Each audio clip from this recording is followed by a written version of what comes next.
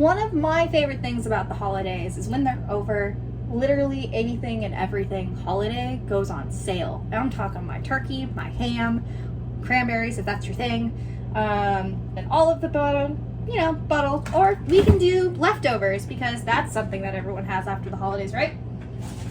But you don't want to eat leftovers like leftovers. So we're making turkey cranberry soup tonight.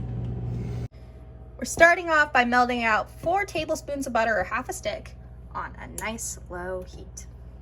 We move on to our mirepoix. I'm probably mispronouncing that. That is literally the soup base for any and everything. It is also known as the Holy Trinity. It is onion, celery, and carrot. For this particular recipe, we're using a 1:1:1 recipe. 1 cup carrot, 1 cup celery, 1 cup onion. For those of you who are not too lazy to do this by hand, it's about 2 stalks of celery, 2 stalks of carrots, and about a half to 3/4 of a small onion.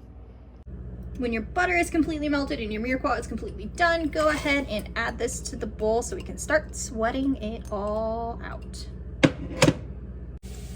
When our mirepoix is finally completely softened and cooked through, it's time to make our roux. Now that's just going to be equal parts flour to fat that's still left in the pan. This is going to be anywhere between 2 to 3 tablespoons, depending on how moist your veggies were in the first place. I would recommend starting with 2 and upping to that 3 as necessary. Cook this out for about 2 minutes, and then we're going to go ahead and add some stock. We're going to go ahead and add 3.5 cups of stock. Now this can be veggie stock, chicken stock, or if you are smart, it can be stock from your turkey. But whatever you have on hand does not matter.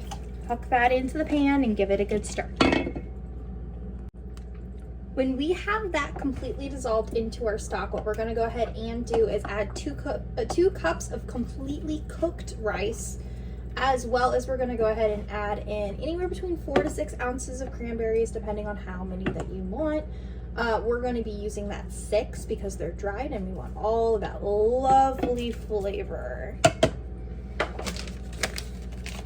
And these can be either dried or they can be fresh. That's completely up to you.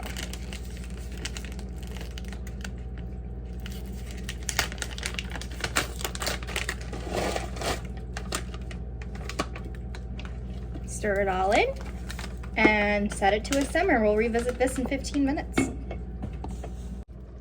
At our 15-minute mark, our cranberries should be mostly rehydrated. We're gonna go ahead and add in 2 to 3 cups of cooked turkey.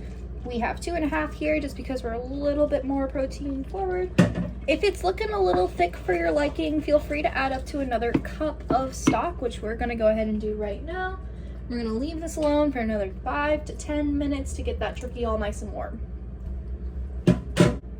After everything has started to thicken again, as well as get all nice and warm, we're gonna add anywhere between 1 cup to 1.5 cups of heavy whipping cream based on how thick you want this and how much other liquid you have in here and how soupy you want it. You can start out with your cup and increase as necessary. And we're gonna let this sit and simmer for another 5 to 10 minutes. Oh, and don't forget when you get to adding in your milk, go ahead and drop it down low because we want this to not scald. When we are looking thick and creamy and it looks like we are in the final stage of getting things ready, this is when we're going to go ahead and add seasoning, get it to the consistency that you like. Bare minimum, I would recommend salt and pepper to taste. We're also going to be adding some garlic, rosemary, and sage to this mix, or you could use a poultry blend if you really wanted to. Just add a little bit more in there. We are thick and creamy, and it's definitely better than throwing this onto a sandwich. Just comfort in a bowl and absolutely fantastic. That's the end of our soup after it's fully seasoned. Please enjoy with crackers or rolls if you have it. And that was turkey cranberry soup.